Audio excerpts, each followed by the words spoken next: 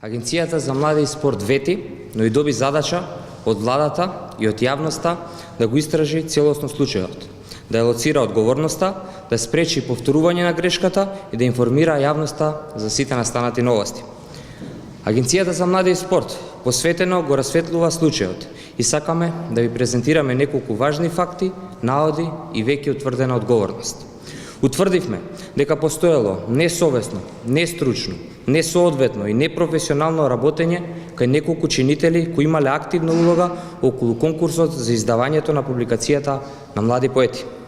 Таквото несовесно и непрофесионално работење идентификуваните чинители предизвикало, односно довело до објавување содржина која што содржи елементи на родова и етничка дискриминација, на што Агенцијата за млади и спорт жестоко се противи.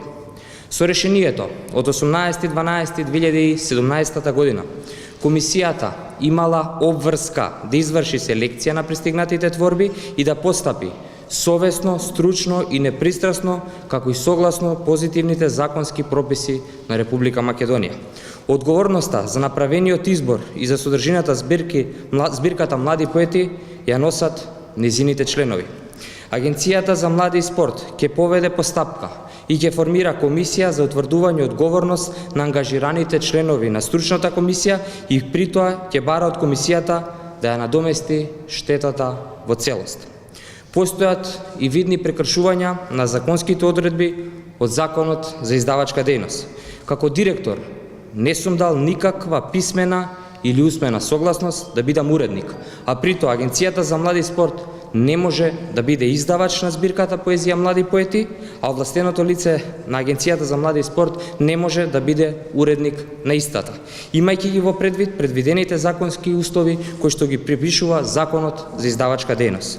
Благодариме на Арс Ламина, кој во своето соопштение за јавноста известија дека Агенцијата за млади и спорт не требала да биде наведена како издавач, ниту пак Дарко Каевски за уредник на истата.